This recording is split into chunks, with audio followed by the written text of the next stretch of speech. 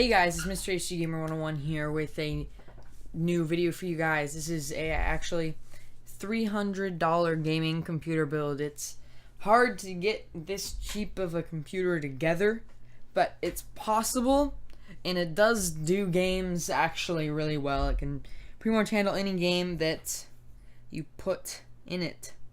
Alright, so to get this build started, we have the AMD Athlon X2 370K Richland 4.0 GHz CPU. This is a socket FM2 CPU. It's dual core running at 4.0 GHz, so it's actually a very quick processor. It runs at 4.0 GHz. That's pretty up there in how fast that is. It doesn't have an integrated APU like other AMD AMD CPUs, or actually those are called APUs, have, but it runs so quick, and you kind of need a graphics card anyway for a gaming computer to be a gaming computer.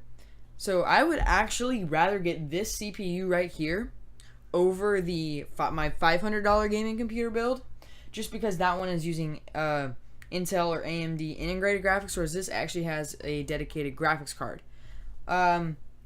So it's low power consumption, and it only takes 65 watts of power. So yeah, moving on to the next item, we have our motherboard. It's the Gigabyte AMD AM1FS1B socket. Comes with HDMI and VGA, that's D-sub. It actually has USB 3.0 ports on the back. I'll show you that real quick. And two USB 2.0 ports. It doesn't have a USB 3 header on the board anywhere, but I mean, you still get two USB 3.0 ports on the back, which is very nice. You get two SATA ports, it looks like. Yep, two SATA ports. We are actually going to only use one of those in this build, because actually I couldn't fit a DVD drive in this, and of course the operating system isn't included in this one. Sorry guys. It supports 2 DIMMs of DDR3 RAM running at 1600 megahertz up to 32 gigs. So yeah, you can make a lot of upgrades with this board. It's got a PCI 2.0 slot, so of course our graphics card will work, and other graphics cards will work with it as well. So that's pretty much it on that board. Yeah, wait, is there extra? Yeah, okay. So I just wanted to check that for myself. So that was just a quick look at the whole motherboard itself. So I'm not actually building these computers, guys. I wish I could build the computers, but I just don't have the money. You know, it's hard for teens to get money, so it's difficult for that. But that's okay. I'll get money eventually, I guess. So if you have any ways to actually make some money, just go ahead and post it in the comments below, as well as the next price point you would like me to show off. But also, before we go any further, don't forget to go check out my website. There's 2 surveys you can, or pretty much 1 survey you can take. It just tells me, you know, what you like on my channel, so I'll do more or less of it, or whatever. Okay, just need to get that out of the way. So yeah, moving on to our next product, we have the graphics card for our build. It's the Asus 2GB graphics card. It's the R7 240-2GD3-L. This is a nice and cheap AMD graphics card. You have VGA, HDMI, and DVI on the back. Now, of course, when you use this card, you have to use the outputs on this, so you can use VGA, HDMI, or DVI on out to your monitor.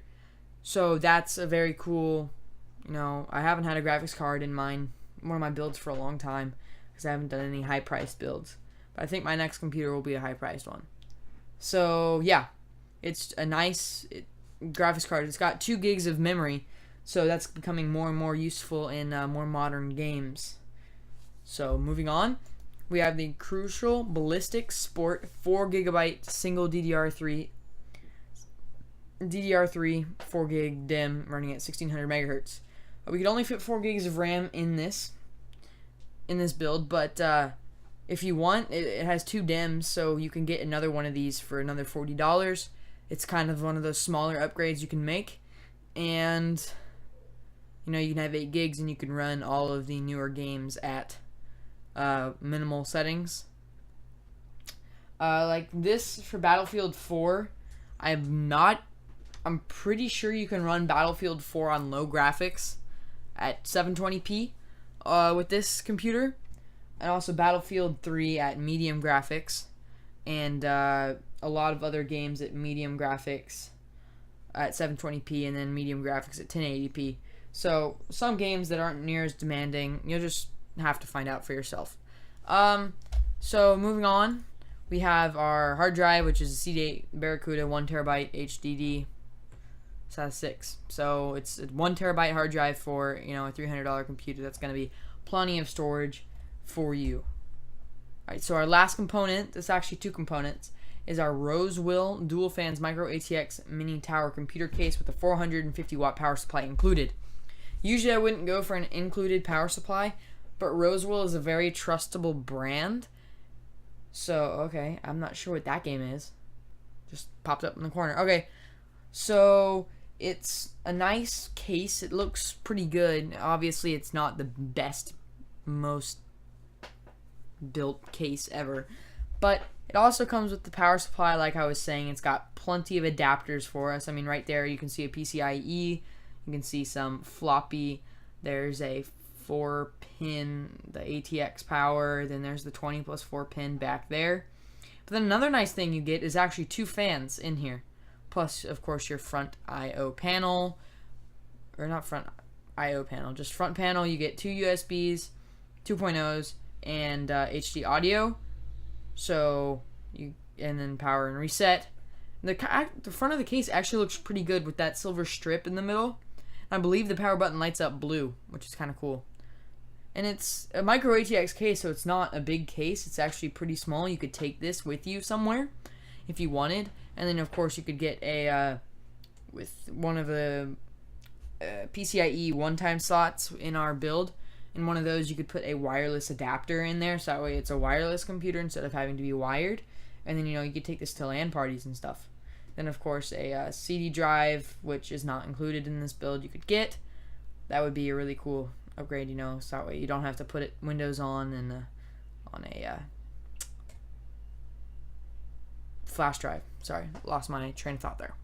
But you get, it's just a nice case. It looks good. It's okay build quality, and it's it's really small, which is nice. Sorry guys, that's my dog barking at somebody. And then you can also probably fit another fan right there on the side panel, which would be nice if you could either blow in or blow out. So yeah, that concludes this $300 gaming computer. Now just real quick, I'm gonna be gone the next couple of days because my family's gonna be here, so this is probably a video that I will figure out how to schedule, so that way it goes out even though I'm not actually there. So if you post any comments, I won't know until later during the week, because I'll go on YouTube and see what's going on, but I hopefully won't have a video. I just most likely won't have a video going out unless I can find time during the day when they're gone or something like that to make a video, which I'm sure will happen a lot because they're gonna go out and stuff. So anyway, guys, I hope you enjoyed this $300 gaming computer, and this is actually a very affordable computer that runs everything very well. If I had $300 to spend, I'd spend it on this. So yeah. So, hopefully, you guys enjoyed this video, and I guess I'll see you guys later. See ya. Yeah.